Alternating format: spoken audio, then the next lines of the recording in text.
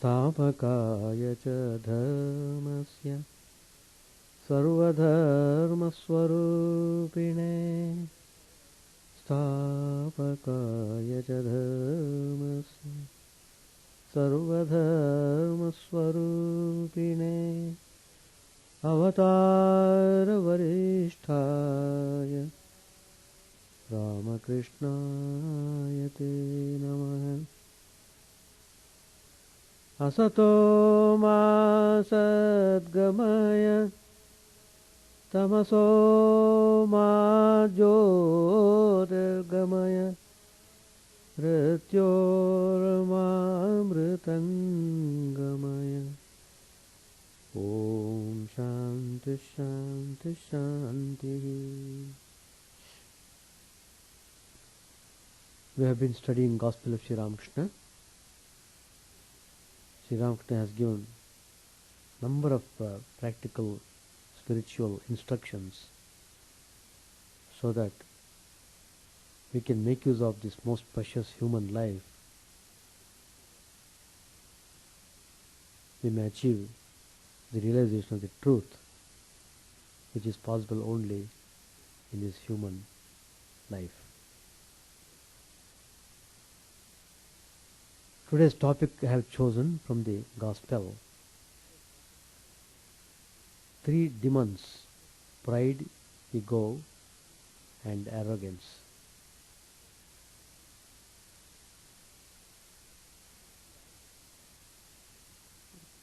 Mostly all the people in one way or other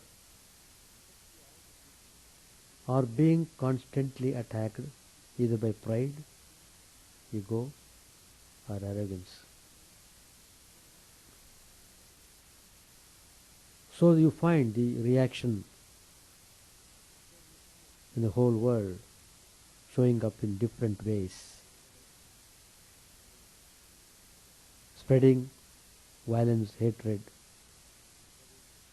selfishness, jealousy.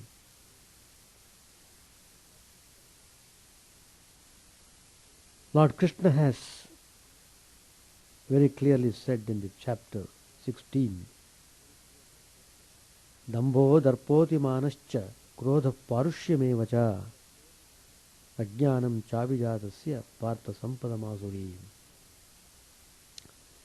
Hypocrisy, pride, self-conceit, anger, arrogance, and ignorance belong to him who is born to the heritage of the demons. So worldliness is because of these qualities. As long as we are under the grip of these qualities, there is no hope whatsoever to be freed from suffering.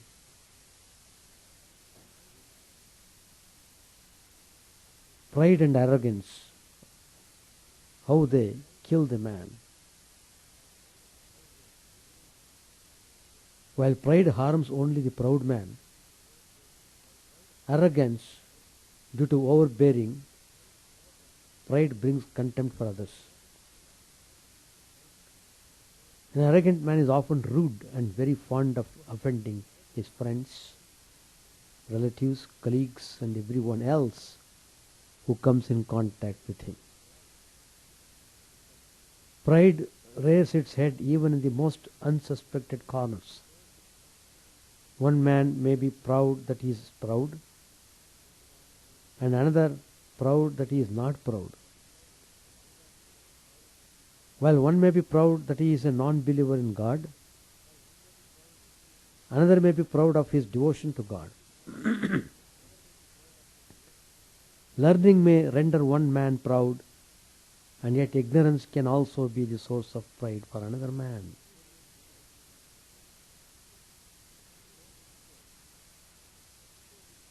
Then what is ego? Ego is nothing but pride in its inflated form. For example, an arrogant man is unduly or excessively proud of his wealth, status, learning, etc. He shows ego in spirit of conduct. He is unwarrantably overbearing and haughty. His head is swollen like the swelling caused by dropsy. He thinks very highly of himself and poorly of others. He claims much for himself and concedes little to others. Arrogance is an absorbing sense of one's own greatness. It is a feeling of one's superiority over others. In the presence of superiors, overweening pride manifests itself as arrogance. Pride is too self-satisfied to care for seeing the good in others and in praising them. Another byproduct of pride is vanity, which intensely craves admiration and applause. It is undue assumption of self-importance. It often results in open and rude expression of contempt and hostility. It quickly takes for granted superiority and privilege, which others are slow to concede. Why is it difficult to ward off the ego? However, if you think pride or ego is easy to get rid of, think again. The play of the ego pervades our whole life. The ego does not go away by merely substituting some set phrase for I. As long as the body is alive and the mind functions in and through the body, what is known as the ego or the personality will arise and exist. This ego or pride is not a permanent and unquestionable reality. It is a temporary phenomenon. It is ignorance that invests it with permanency. It is a concept. It is ignorance that elevates it to status of reality. Only enlightenment can bring you this wisdom. How does enlightenment arise? How does the realization God is the real doer and we are just his means get instilled in our hearts? Until this realization arises in our minds and the inner intelligence, we cannot get rid of the ego. One may very easily say, practice karma yoga and the ego will disappear. Is practicing karma yoga as simple as these words are? If for instance you say that you have been a karma yogi, that is, doing your duties and not looking for rewards, for years and years and years, then you become so vain and arrogant that the ego waxes gloriously inside you instead of being eliminated. The argument is that if you are established in the practice of karma yoga, your heart is purified. And then in that pure heart, divine grace dispels the darkness of the ego. Possibly. But before you get to that stage, the ego becomes so great that the earlier philosophy is completely forgotten. So, what should we do to exorcise the devil of pride or ego and arrogance? Only by the grace of God. One can be watchful of the presence of pride in all our actions. How does one earn God's grace? You cannot earn it because that will again involve your ego. In the Bhagavad Gita, Lord Krishna says, on account of pure compassion, I bestowed knowledge on my devotee. I give it out of compassion, not because it deserves it. Mark the Lord's words, my devotee. Who is his devotee? He whose heart all the time cries, my God, what I am going to do? I can't get rid of my ego. I can't deal with my pride. In the hope that one day, by the miraculous grace of God, someone, probably a guru, will come in your life who will switch on the enlightenment and put off the pride. Until then, all you can do is to keep praying. Praying. Sri Ramakrishna says in the Gospel, There are various shades of ego. There is an ego of old age. Old man has many shackles: caste, pride, shame, hatred, and fear. Furthermore, he is bound by the ideas of worldly cleverness, calculating intelligence, and deceit. If he is angry with anybody, he cannot shake it off easily. Perhaps he keeps the feeling as long as he lives. Again, there is the ego of scholarship and the ego of wealth. And Sri Ramakrishna then says, the ego of old age is an unripe ego. Then Sri Ramakrishna says, there are a few men who cannot attain knowledge of God. Who are those? Men proud of their scholarship, proud of their education, or proud of their wealth.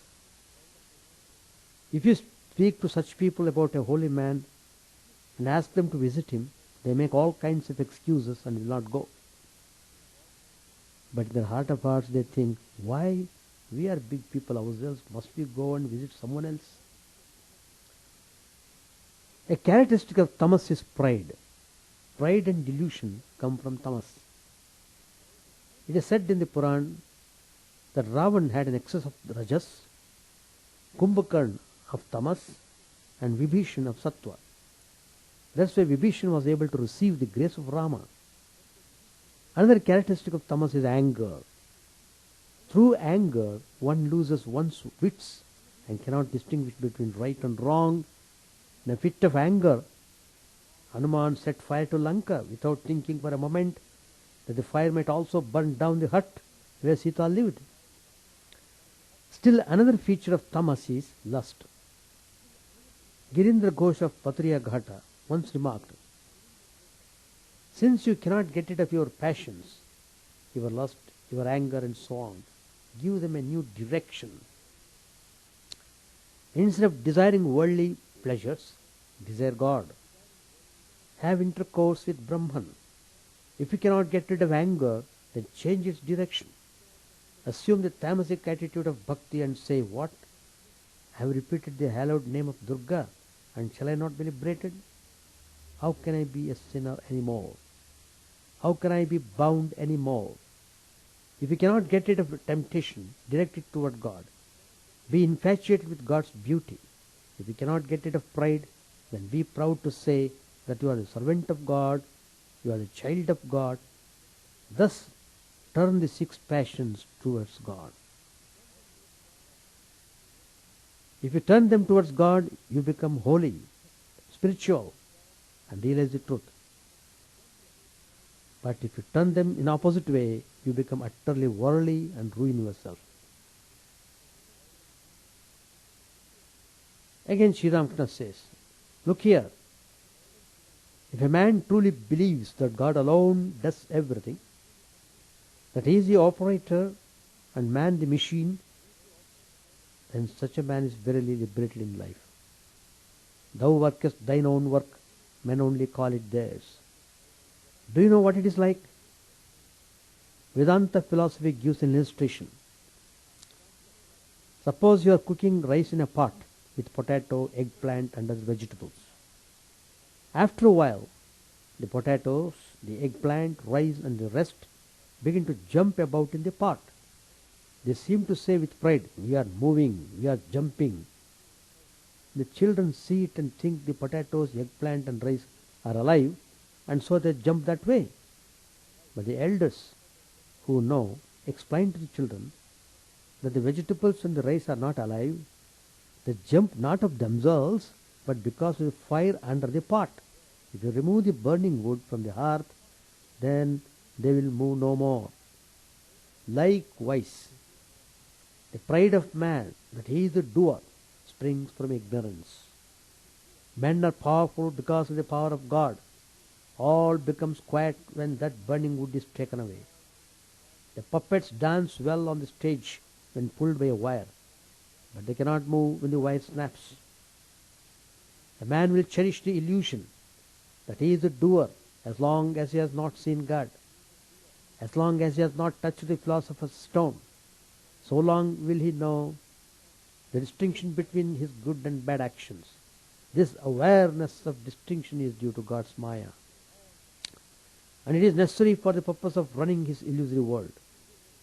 But a man can realize God if he takes shelter under his Vidya Maya and follows the path of righteousness. He who knows and realizes him is able to go beyond Maya.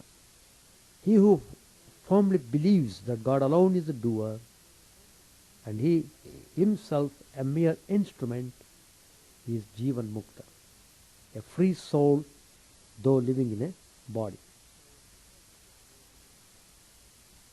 About ego, Sri Ramakrishna says in the Gospel, it is an account of the ego that one is not able to see God. In front of the door of God's mansion lies the stump of ego. One cannot enter the mansion without jumping over the stump. Sri Ramakrishna tells a story.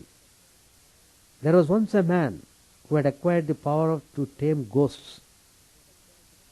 One day, at his summons, a ghost appeared. The ghost said, "Now tell me what you want me to do.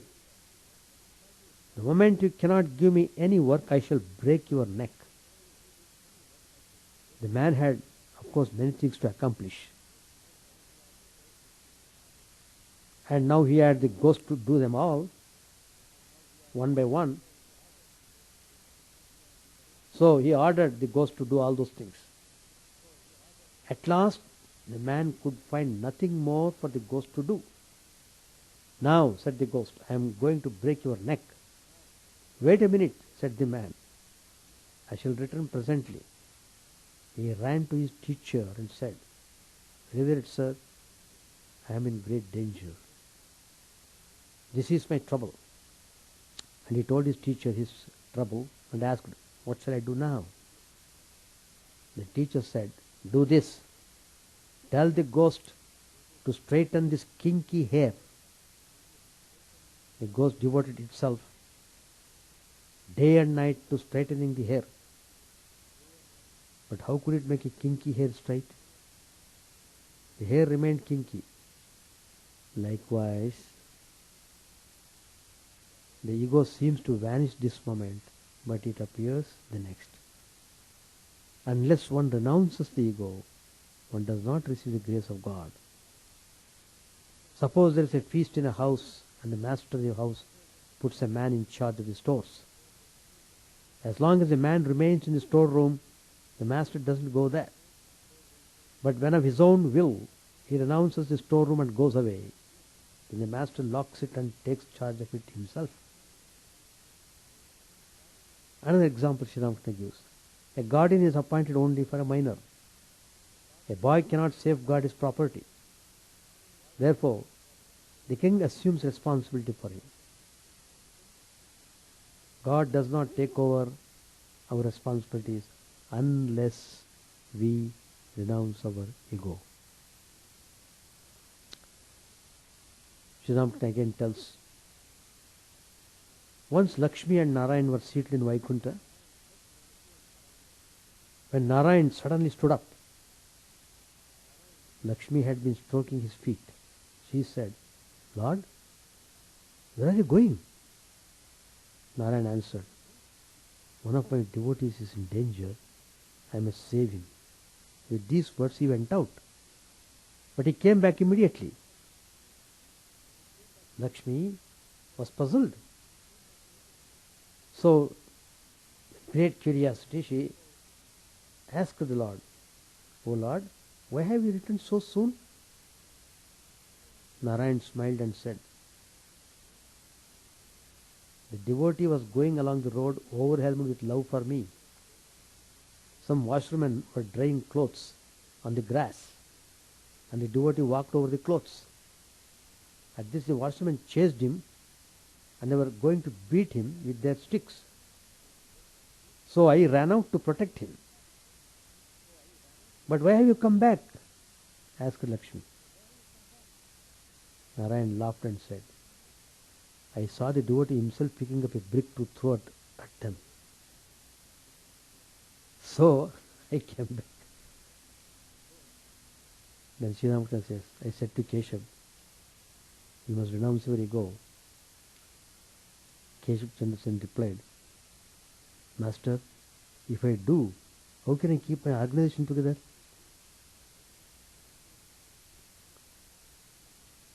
Sri Ramakrishna said, how slow you are to understand. I am not asking you to renounce the ripe ego, the ego that makes a man feel he is a servant of God or his devotee. Keep that ego. What you should give up is give up the unripe ego, the ego that creates attachment to lust and gold, the ego that makes a man feel he is servant, he is God's child. Such ego is the ripe ego. Ripe ego doesn't harm one. So this is how we have to keep pride, ego and arrogance at bay. Unless we become aware of the consequences of the three demons, pride, ego and arrogance, there is no hope of liberation at all. Lives after lives, we have to keep on suffering and suffering with no end. End comes only when you become aware the bitter consequence of the three demons, pride, ego and arrogance. So, the only way is to ripen the ego, be wise enough, be watchful about the nature, and pray to God incessantly. Lord Krishna also says in the Bhagavad Gita, Sarveshu Kaleshu Mamanusmara. All the time remember me. Then you do whatever you want to do. You will be safe. Remembering God always makes you ever alert and truthful and honest. So, if you are really aspiring for peace and bliss, you must try to overcome the three demons attack: pride, ego and arrogance. That's the way. Page 913. About 10:30, M arrived at Dr. Sarkar's house. He went up to the second floor and sat in chair on the porch adjacent to the drawing room. In front of Dr. Sarkar was a glass bowl in which some goldfish were kept. Now and then Dr. Sarkar threw some cardamom shells into the bowl. Again he threw pellets of flour to the sparrows. M watched him. Doctor, smiling, said to M, you see, these goldfish are staring at me like devotees staring at God. They haven't noticed the food I have thrown into the water. Therefore I say, what will you gain by mere bhakti? You need knowledge too. M smiles. Look there at the sparrows. They flew away when I threw flour pellets to them. They were frightened. They have no bhakti because they are without knowledge. They don't know that flour is their food. Dr. Sarkar and M entered the drawing room. There were shelves all around filled with books. The doctor rested a little. M looked at the books. He picked up Canon Farah's Life of Jesus and read a few pages. Dr. Sarkar told M how the first homeopathic hospital was started in the teeth of great opposition.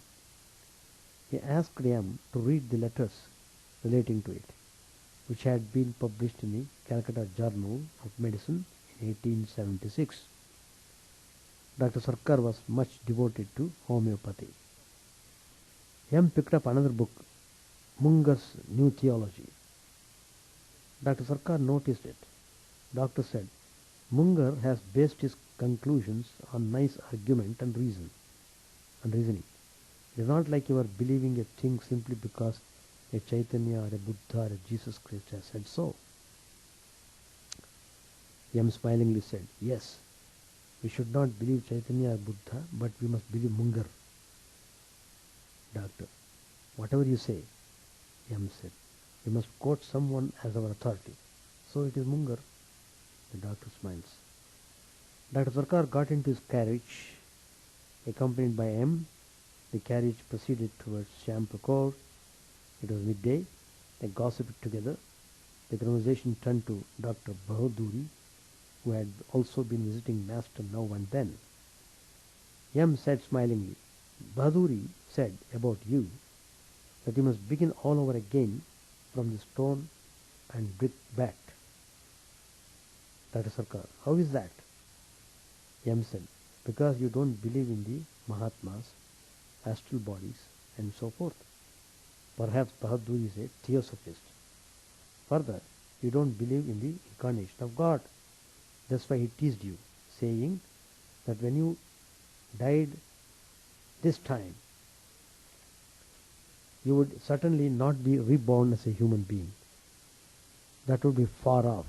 You wouldn't be born even as an animal or bird, or even as a tree or a plant. You would have to begin all over again from stone and brickbat. Then after many, many births, you might assume a human body. Dr. Sarkar said, goodness gracious. M said, Bahaduri further said that the knowledge of your physical science was a false knowledge. Such knowledge is momentary. He gave an analogy. Suppose there are two wells. The one gets its water from an underground spring. The other has no such spring and is filled with rainwater. But the water of the second well does not last long time. The knowledge of your science is like the rainwater. It dries up.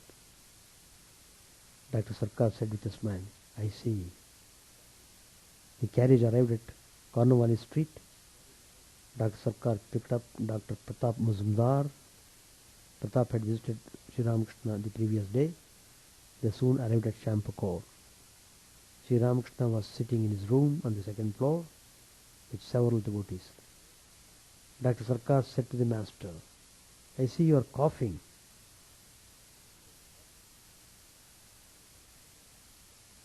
The Bengali word for coughing is Kashi. Kashi is also a name of Benares.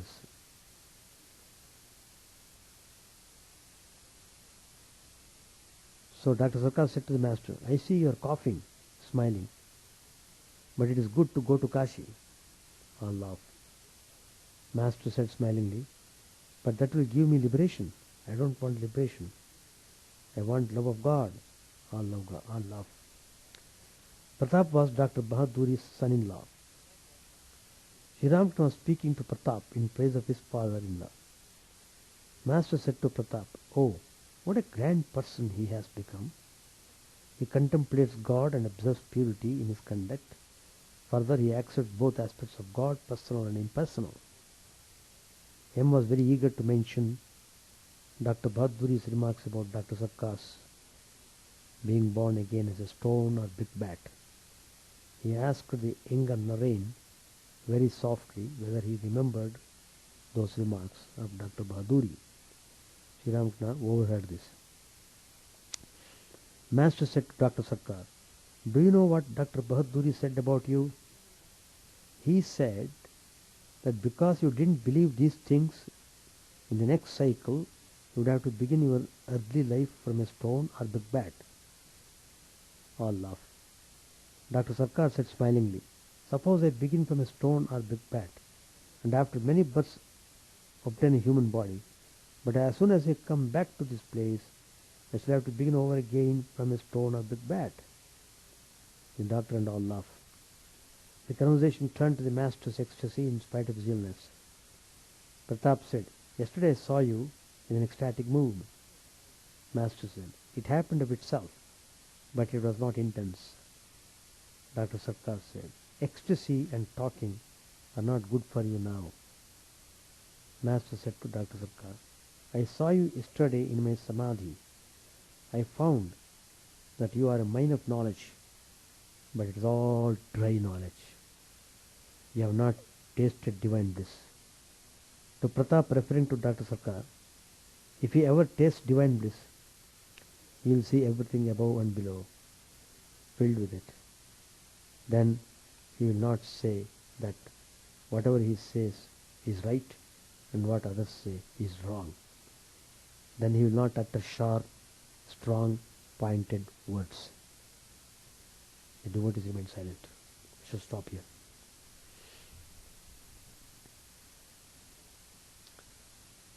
So, we have to get rid of